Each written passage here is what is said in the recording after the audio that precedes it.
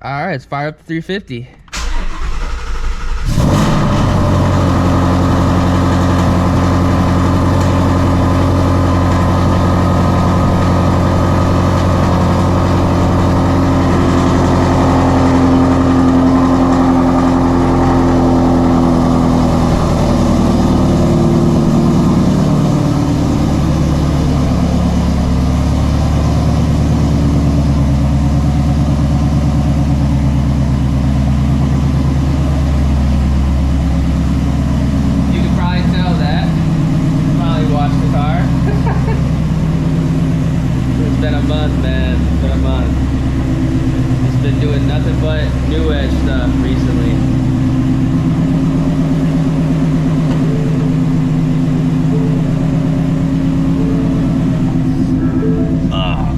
I've actually had a recorded cold start on this car for the channel in like a month or two, which is kind of insane, but I need to go get gas. I have 3060E, and I put 186 miles on this car since I got the last oil change, which isn't too bad. Like, I've been driving it, and I also technically haven't been driving it. Man, what a difference this triple yellow looks when you actually get it somewhat clean. Obviously I missed my appointment to get paint correction and ceramic coat because all the two valve stuff, but that still will be getting done.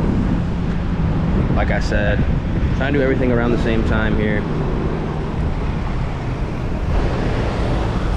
Already killed some bugs. God.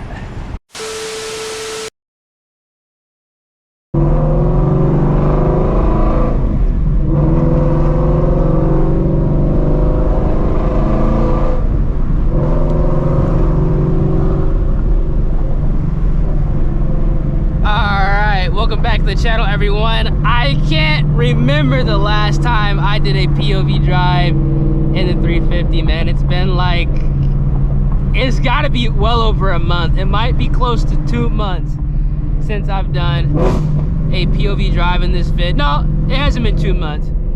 Definitely been a month though since I've got my on the wheel, strapped on the GoPro in this car, and just went out for a cruise, man. Ooh, thank you for giving me the free lane. Gosh. I'm telling you, man, the downshifts, man, amazing. Now, the intro to this video was recorded a couple days ago. I wasn't even planning on all this happening.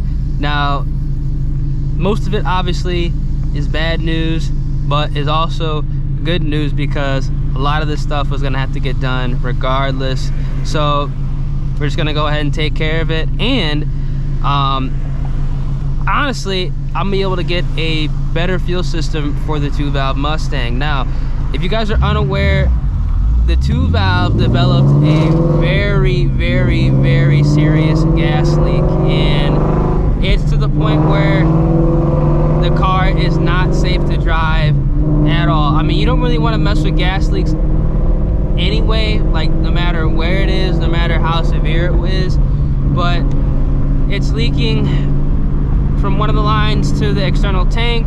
It's leaking from one of the lines that's right underneath the exhaust dump, which is a very, very scary spot to have a gas leak. And it's also leaking right above the engine block, which is a no-go.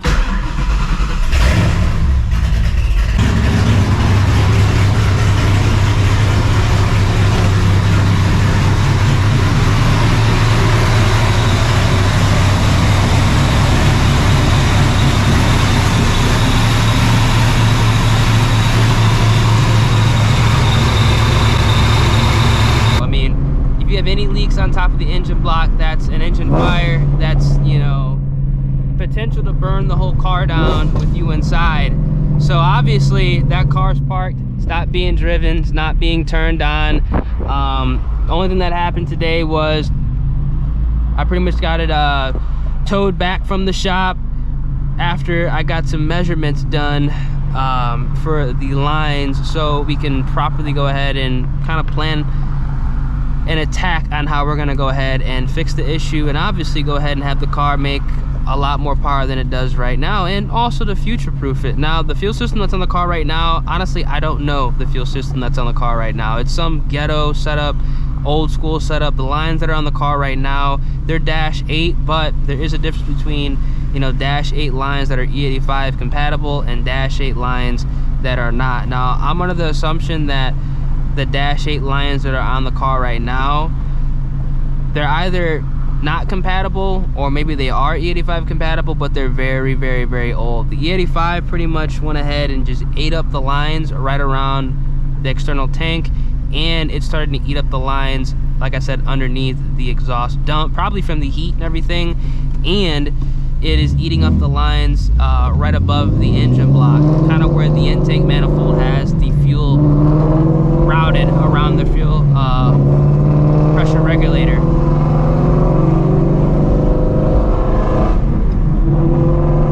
It's crazy because, like, whenever I drive this car, I've noticed myself like short shifting it now because I'm so used to the 2-valve. And when I can ring this thing out, I kind of have to, you know, get that mental note back in my head that, you know, this car has 8250 and not 5500 like the 2-valve.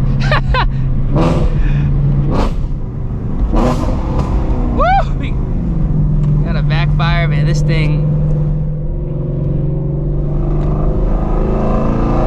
so much easier to drive and rev match this car.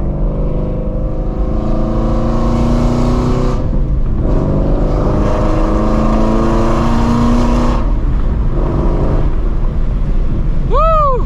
Man. Even with the balloon tires on back, this thing is still hugging the streets. Oh my goodness, man, this shit. Whew. Thank you, good sir. That guy just wanted to hear the car. For sure.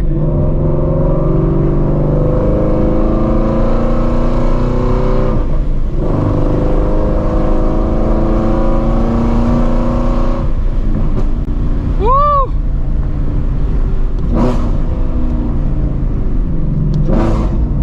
Always like to take this route because you can kind of get the echo of the trees and whatnot with this car. I've been taking this route with the 2-valve so long that,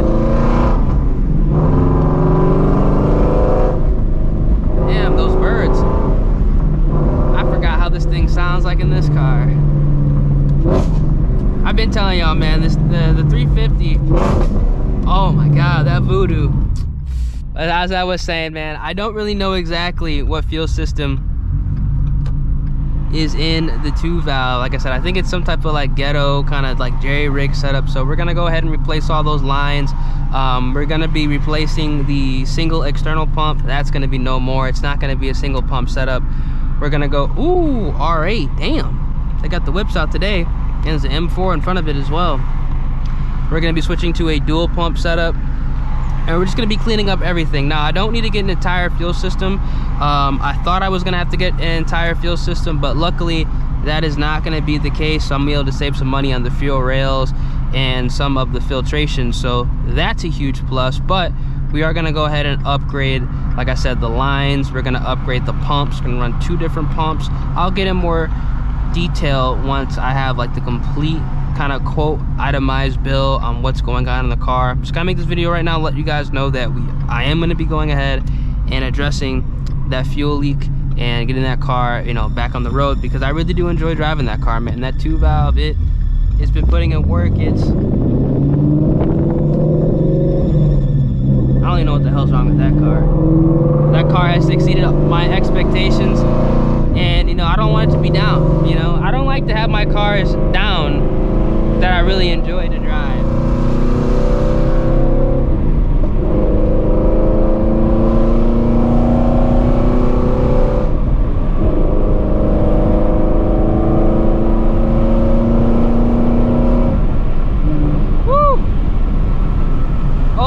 Put a clutch into this car yet is because I'm boosting this thing,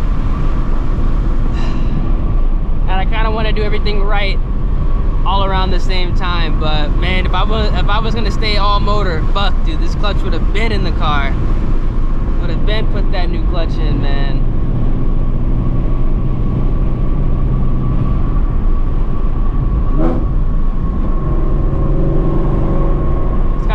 really be going, you know, too crazy. And I'll get some accelerations in here, but for the most part, you know, we're not gonna go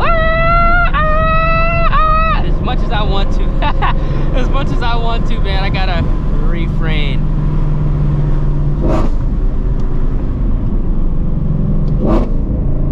I've also been thinking of changing up the exhaust. Not really, you know, nothing too crazy, but this car has like the Borla, kind of like Ford Borla. That R8 sounds so good. It has like the Ford.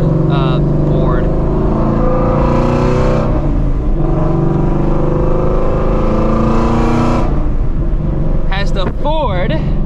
Excuse me. Don't want to interrupt the exhaust note. It has the Ford Borla system on here.